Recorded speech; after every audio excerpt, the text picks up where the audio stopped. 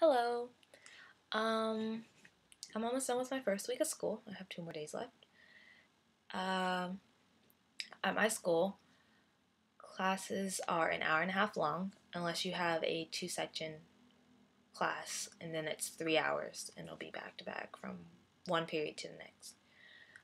My school also has 5 periods. The earliest one starts at 9, and the latest one ends around like 5:50. Uh, there's a designated time to go to church because it's a Christian university. You don't have to go, but there's a chapel on campus that you can go to. There's also a designated period for lunch. It's kind of like high school.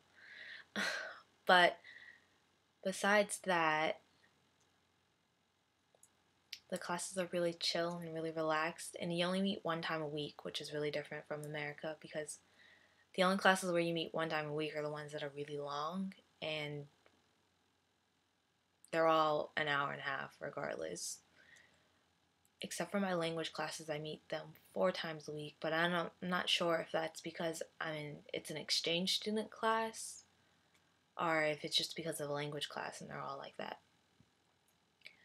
Besides school, registering for classes is way easier in Japan than it is in America, at least at my university. When you register for classes in my university, it's like going to war. You're like fighting with every student to get this one class you want, and if you don't get that class, like you're kicked out. You have to crash the class, and you're basically at the teacher's mercy for crashing the class.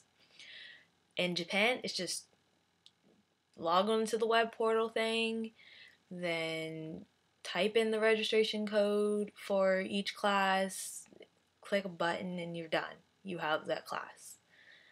The only thing is I do have to crash 2 classes, but it's vastly different from crashing a class at my university at home.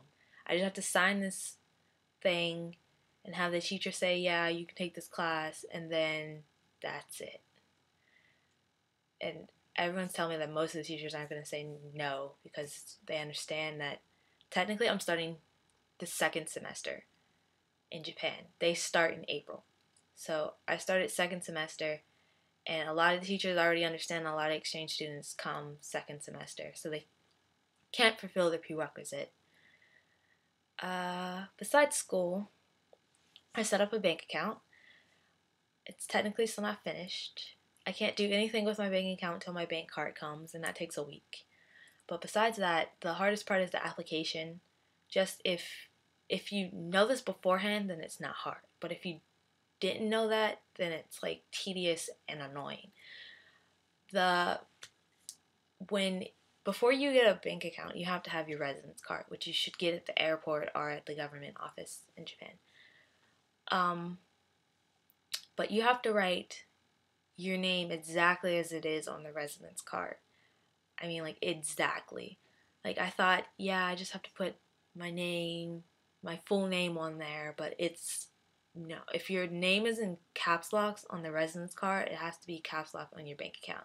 If it starts with your last name, then your first name and your middle, then you have to put it on your bank account, last name, first name, middle, and caps lock if it's in caps lock once again. So I had to start over 3 times. The first time is because I didn't know I needed to be in caps locks. The second time is because I didn't know that it was needed to be backwards. And the third time was because my apartment name has English in it, and I started to write it in katakana because I thought we're in Japan, stick with Japanese. And he's like, no, put it in English. So that was slightly annoying. But after that, they give you this nifty little book thing and use that with your bank account. Besides the bank account,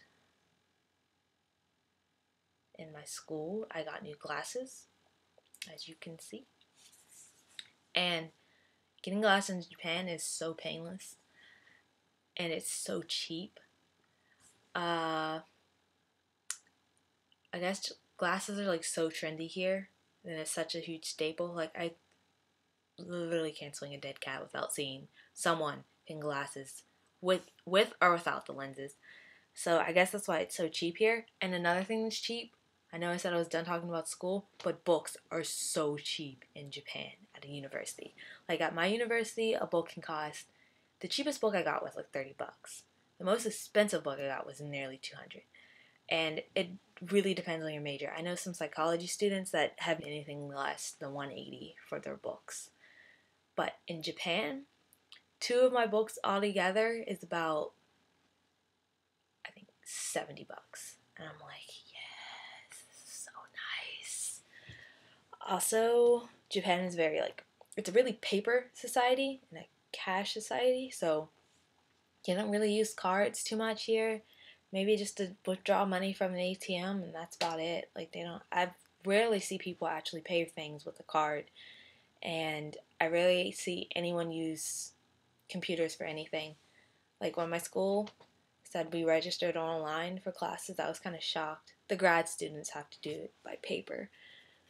Um, it's also probably why it takes so long for me to get my bank card, because they're doing everything by paper. But besides that, not too much, nothing new has pretty much happened. So, bye.